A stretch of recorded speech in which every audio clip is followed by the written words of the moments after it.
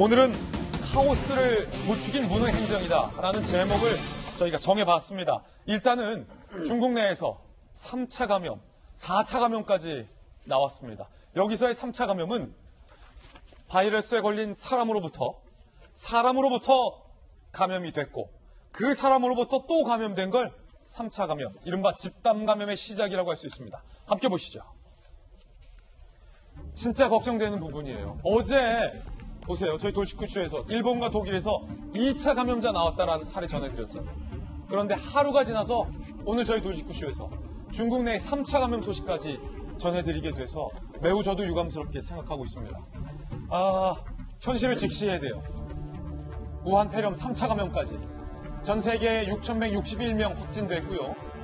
132명이 현재 사망한 것으로 계수되고 있습니다.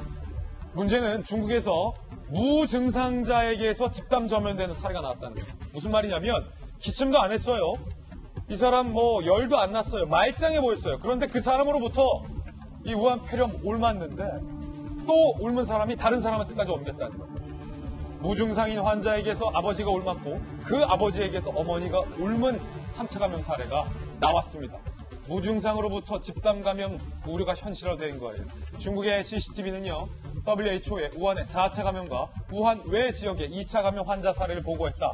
3차 넘어 4차까지 나왔다는 거예요. 사스보다 전염력이 강하다는 걸 보여준다. 라고 얘기를 했어요. 세계보건기구 WHO는요. 무증상 감염자도 바이러스를 옮길 가능성이 있다라고 의견을 내놓고 있습니다. 무증상 감염자도 옮길 수 있다는 거예요. 오늘 긴급위원회를 열고 국제적 비상사태를 선포할지 말지 여부가 결정이 되는 상황입니다.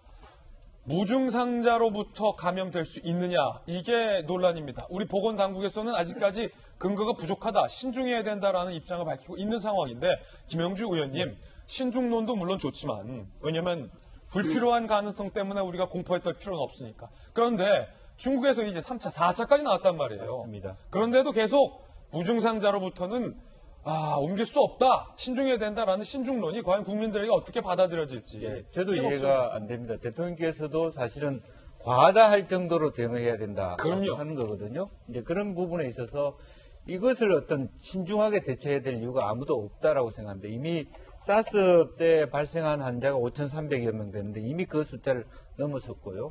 무증상 발생이라고 하는 것은 14일 잠복기 동안 아무런 증상을 보이지 않는 사람으로부터 감염된 걸 중국 CCTV가 관영 공식적으로 WHO에 보고를 한 상태입니다. 그게 무서운 거죠. 예, 그래서 실제적으로도 허난성 위생금강위원회에서도 그것을 공식화했기 때문에 네. 우리 정부가 그것을 신중하게 받아들일 이유는 아무것도 없습니다.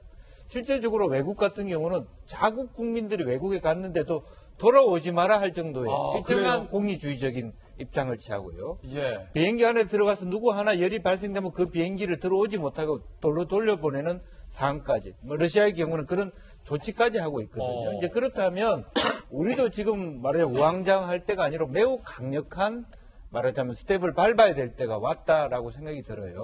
예. 그런 의미에서 보면 실제적으로 보면 이제 무증상 발생까지 보고 WHO도 좀 더 텐션을 높이는, 단계를 높이는 수준이라면 우리도 그에 최소한 준하는 정도의 대응을 해야 된다라는 거거든. 지금 당장 개학이 되면 중국 유학생들이 한국에 막 들어오기 시작할 텐데 관광객도 어떻게 해야 될지 모르고 유학생도 어떻게 될지 모르는 상태라면 우리 자국민 보호를 위해서 우리 국가가 뭘 하느냐라는 진지한 고민이 될 수밖에 없는 지점이라고 보여집니다.